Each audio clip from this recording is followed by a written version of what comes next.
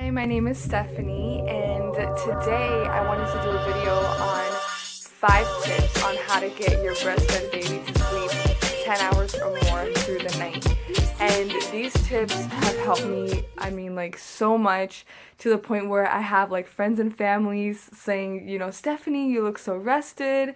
What are you doing? And I'm like, well, the baby's sleeping really well at night. So if you're like me, a first-time mom, you know how extremely desperate it can feel to need and want sleep. Like so bad. So these are just some of the things that I did to get my baby to sleep 10 hours or more. My baby is now 4 months old, and she has been, an amazing sleeper since around like a month old, since I started doing this. So let me get straight to it. So tip number 1, the first thing you want to do is establish a bedtime routine, like right off the bat. Okay, so let me tell you what that looked like for me. When the baby was about a month old, I started the routine, and the routine that I chose was to bathe her every single night at 8 p.m. That was the time that I chose. That time worked for me because I felt like it wasn't too early and not too late at the same time. So every night I would bathe her at 8 p.m.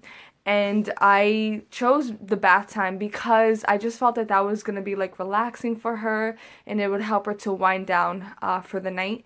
Now, the reason why establishing a bedtime routine right off the bat is so important is because, number 1, the baby is going to feel more secure because they're going to know exactly what to expect and what's coming next.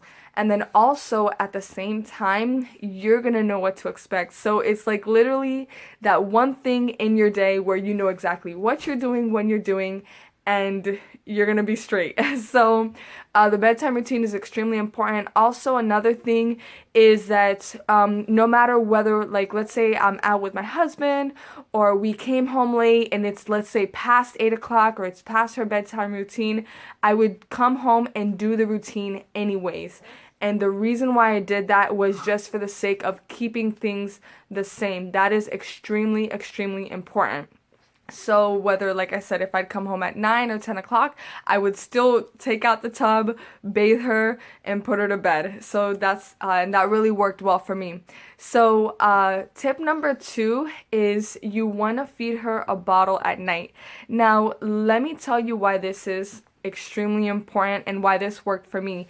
If you are a mom who is exclusively breastfeeding your baby, number 1, I congratulate you, because believe me, it's not easy.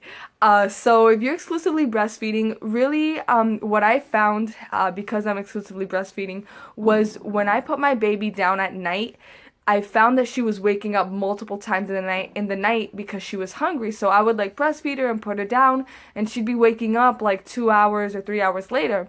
And so I said, there has to be a better way. I need to find a way where she's sleeping more.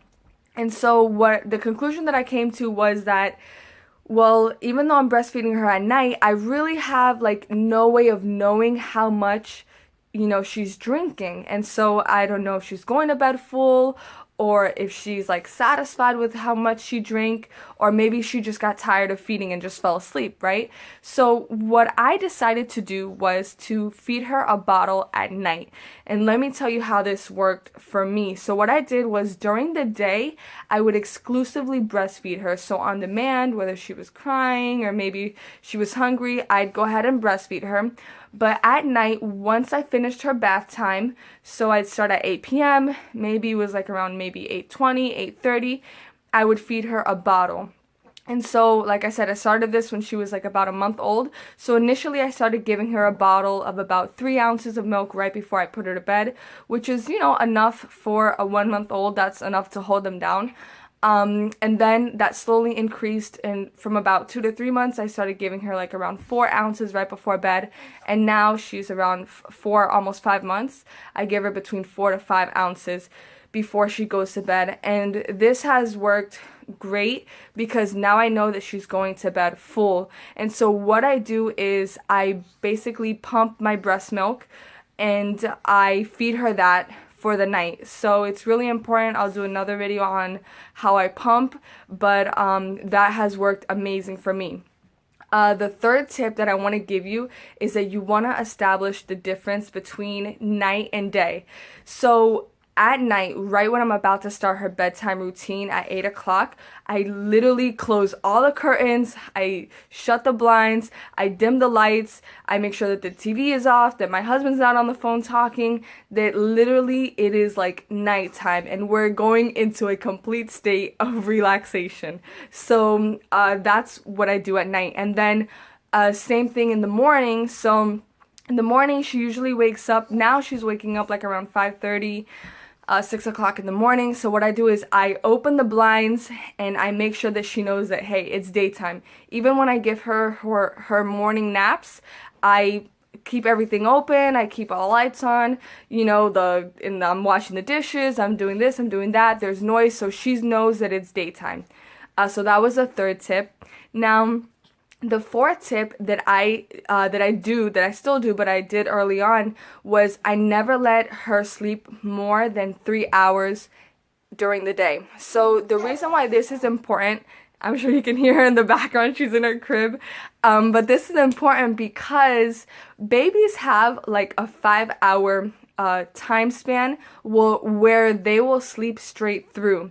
And so you want this like 4 to 5 hour time span to be at night, okay? So if you let them go a little too long during the day, then they're not gonna be as tired and they're gonna be like up at night, and you don't want that. All right, so that's what I did. If she slept for 2.5 or 3 hours and she was still sleeping, what I would do is I would wake her up, I would change her diaper. Now that she's like around 4 or 5 months, what I do is I play with her, give her tummy time, stimulation, have her play with her toys, all those things.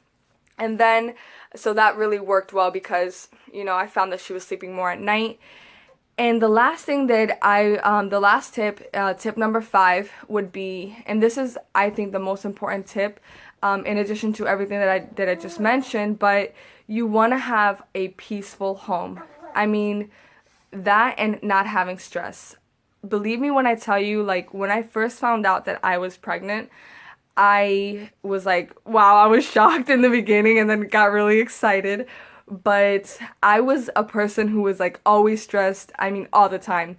And I made a decision that moment when I found out that I was going to be having a baby not to be stressed anymore, because I realized that anything that I'm feeling, the baby's going to feel.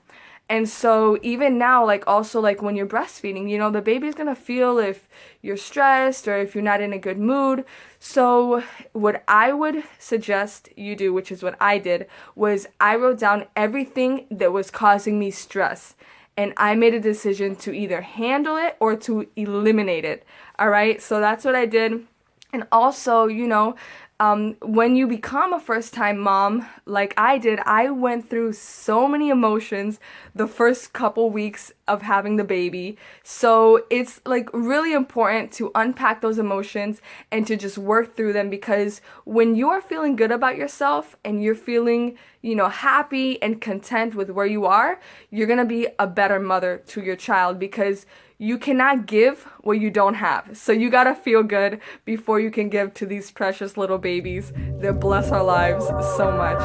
So with that, I hope this helped, and if you have any questions, let me know.